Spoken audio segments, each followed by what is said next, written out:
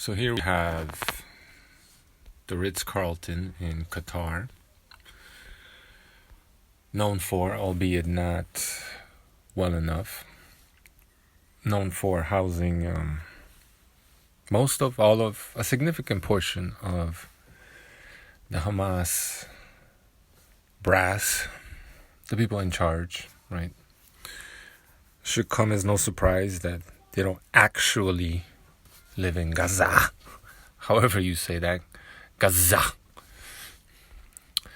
And it's exactly about a 51-minute drive from, guess what? A U.S. military base. So, my question is, if the goal is to punish, exact revenge on, eradicate, destroy Hamas, why not conduct some kind of, I don't know, clandestine mission? Joint mission by, I don't know who would be in charge of that, the IDF, Mossad, U.S. military, right, intelligence services. And hit Hamas where it hurts. Why not just do that? I mean, come on, guys, it's like a 52-minute drive. You know what I mean?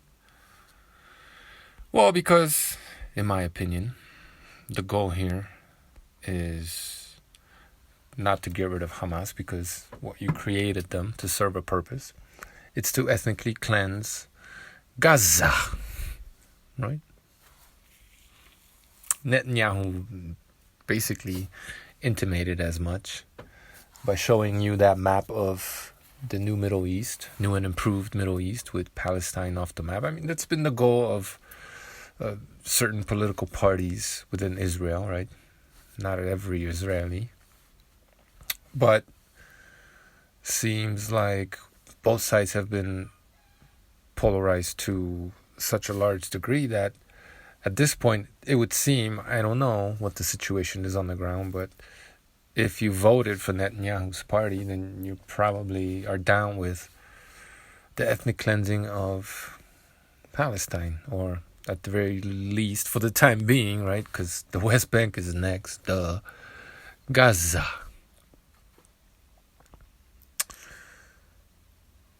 So, yeah, I mean, if the goal is to get rid of Hamas, right? The people responsible for this, the brains of the operation, why the fuck are we bombing civilians? You know what I mean? And this whole delaying of the mission, I mean, you know, the longer this shit takes, the less likely will Netanyahu be tried for the crimes against humanity, right? The longer this takes, the less of a chance that, you know, he'll be held to account for all the evil that he's committed. After all, you know, I forget what that Israeli prime minister's name was, that Netanyahu was instrumental in bringing to quote-unquote justice because of corruption. You know, the guy that was just on the brink of signing some kind of a agreement with the Palestinians, a peaceful solution to this nonsense, right? They were like so close to perhaps forever fixing this problem. But, you know, the people who have this grand vision of greater Israel, right? These Israeli imperialists, I guess. Well, they can't have that, right? They needed the boogeyman, that is Hamas. That's why they put him there, in my opinion. And they needed to polarize both societies in order to justify the ethnic cleansing of, in large part, innocent civilians, right? Now, if you are so far right that you're actually the alt-left, right? If you are on the right and the branch that's pro-Russia, and, you know, you're the far-right Antifa, and you want to get rid of the Ukrainian Nazis, which justifies killing lots of Ukrainian civilians, right? Because, well, they're all Nazis, right? They voted for Nazi, whatever the case is, right? They're Ukrainian, and Ukrainian is Nazi. Then this is right up your alley, right? You're all about the murder of. It doesn't matter if they're innocent or guilty or whatever that means exactly. None of that matters, right? Obviously, they're guilty because, well, I don't know why. You tell me. Make that shit make sense. But anyway, yeah. You need to be able to justify, but only to the people you already brainwashed and polarized. The people, the far right, the so-called far right, Israeli far right, leftists, right? Leftists. You need their support in ethnically cleansing the people of Gaza. And, well, you needed to agitate those people for years by, killing their children, going in there and beating them up when they're attending mosque or whatever was happening, right? You needed to basically radicalize that society.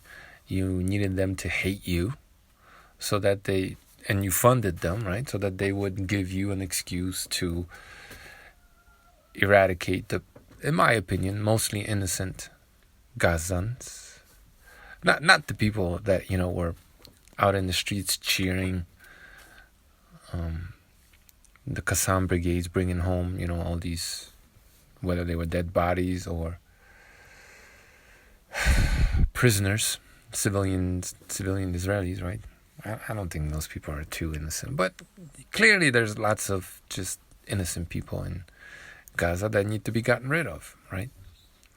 And they needed to be radicalized. Both societies needed to be polarized, brought into this conflict, supporting it to a large enough degree where you could just get away with all kinds of fucking crimes, whether you are that Hamas leader paying $500 a night,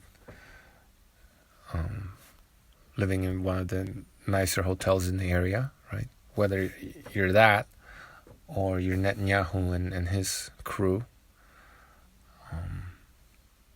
in order to bring about your goals, whatever they may be. And for the Hamas people, is just living in luxury, apparently. And Netanyahu, who clearly already had that regional hegemony, right? Personal aggrandizement, whatever the fuck, right? Being some kind of a king, monarch. Well, it doesn't matter to you how you get there, right? You're gonna help murder, cause the murder of tons of innocent civilians, and hope to have enough popular support to be able to get away with this shit, basically. At least that's the way I see it. But I mean, if anybody in the intelligence community in the United States is listening to what I have to say and the things that you guys are telling us we are to take as true, right? I got a couple of words for you guys. Or maybe exactly 3. 52 minutes. Thanks for watching.